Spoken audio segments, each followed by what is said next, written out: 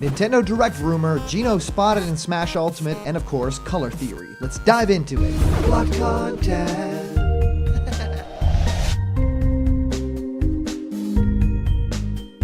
Hello, this video is for good boys and girls.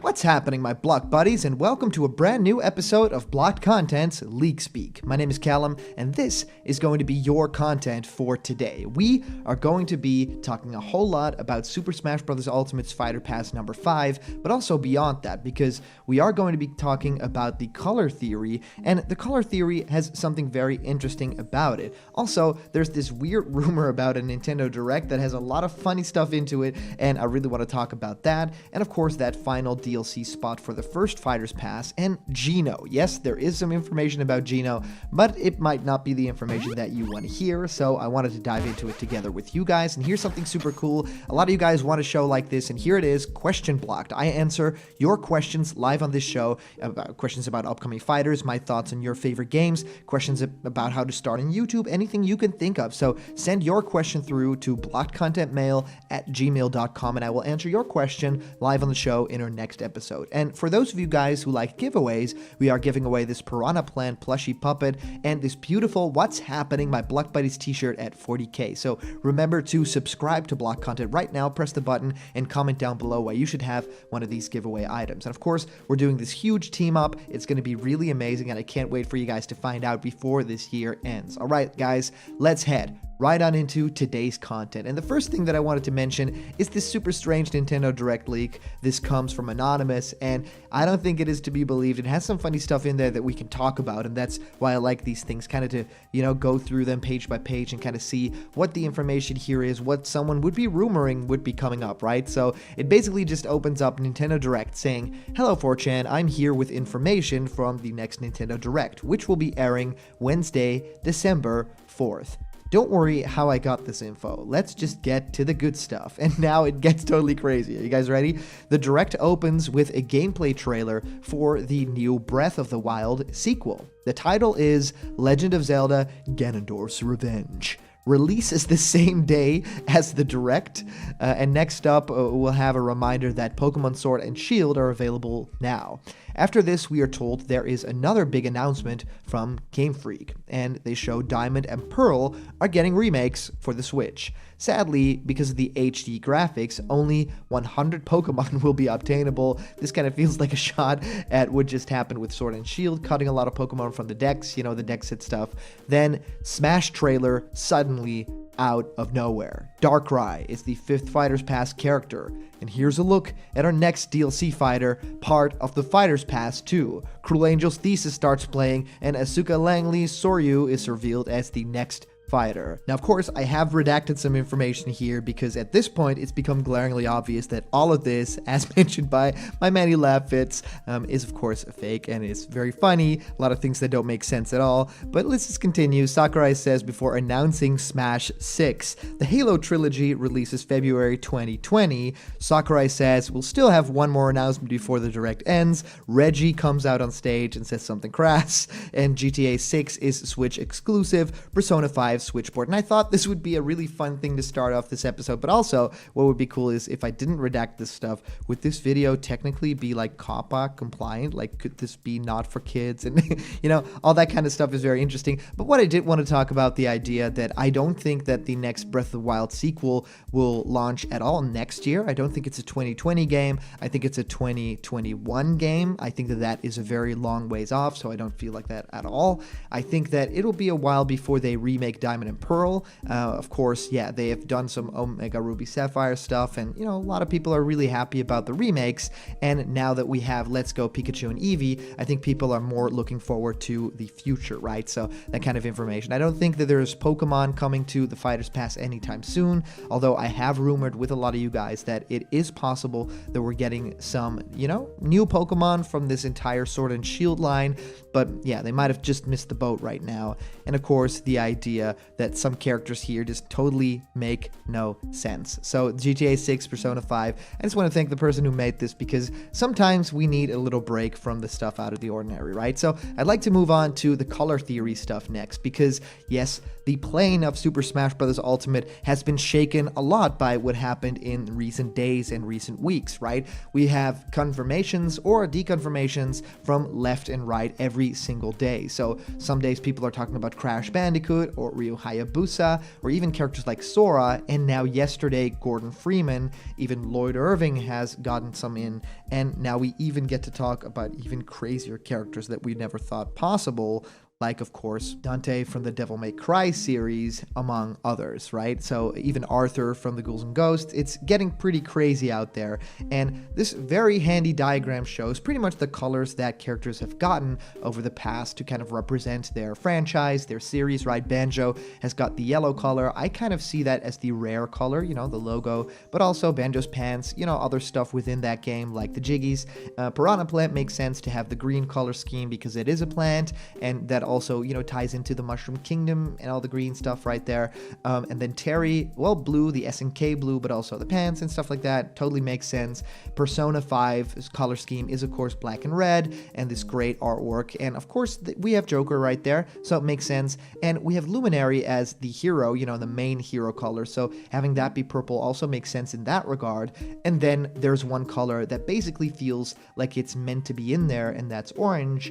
And of course, a lot of people are thinking Gordon Freeman or a character like Crash that totally fits that same mold. I could definitely see Crash happening if I just see this image alone, but of course the prism causes a color vacuum in the center, and that is of course the absence of light, and I'm very curious if the other character that Sakurai is working on might fall into that category, or if they won't be at all color based and he'll do some other sort of significant design detail to show people that these characters are different, right? Maybe something like a pattern, maybe something like, you know, reusing certain colors, or even, you know, different colors from this scheme at all. Like, you know, white could be a color that they use, or maybe some sort of rainbow color as well. Maybe even colors like pink, right?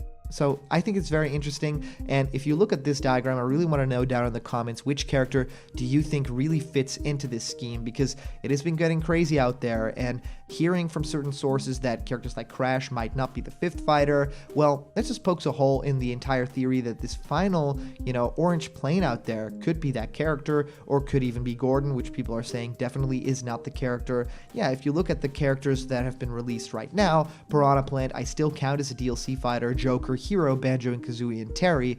It really feels like we need to finish off with a very strong character, because if I'm being honest right now, the Fighter's Pass is pretty awesome. It's got some characters that I really like, but also I think a lot of heavy hitters are already in the game right now. And yeah, I think characters like King K. Rool, like Ridley, even characters like Simon and Richter, yeah, they could have been great choices for DLC as well, if you just ignore the fact that they've all been third party aside from Piranha Plant. I think that they should have saved some characters aside from, you know, the characters that we already have, because if that final spot is not a character that will shake up the internet like crazy, and I know every Smash reveal kind of does that, no matter who it is, but yeah, we need someone significant that will appeal to every single person in the world, that everyone would kind of know, or at least has some huge gaming history, because yeah, I feel people are going to be a little bit saddened by the fact, you know, I've seen a lot of comments that praise the Fighter's Pass and the choices in there, and of course myself, I've been super happy about them, especially the inclusion of Banjo and Kazooie and Hero. I think those two characters back to back were great additions, in both in terms of moveset originality with Hero,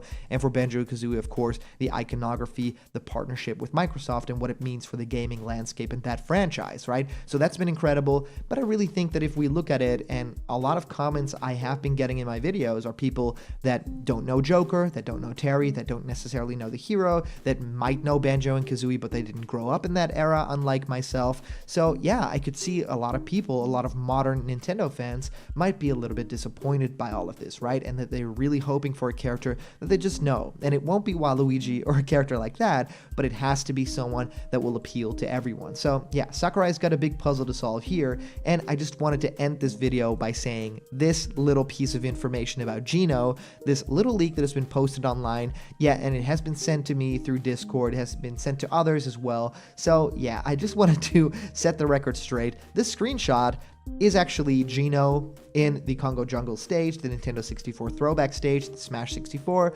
and it's the Gino Mii costume. Now, I can say with very, very certain certainty that this character and this stage are from Super Smash Bros. For Wii U. That stage and both that outfit appeared in that game, so this is not at all something leaked or something crazy. That could easily have been recreated in that game, and I just want to throw it out there that I think that that is 100% the case with this stuff. So yeah, we do a lot more debunking in this episode than we do confirming, and sometimes that's the case, but you know, it makes sense to talk about some stuff other than this is real. You know, we don't tend to do that on this channel. We really like to look at the facts, look at stuff, look at information, and just, you know, talk about the things that excite us. And to me, you know, what excites me about this episode is basically the color theory stuff about, you know, what could be coming to the next Nintendo Direct. When is that? Will we get one before the Game Awards, or will the Game Awards basically be where we get the character reveal? All of that is extremely interesting to me, so I'm really happy that you guys joined me for today.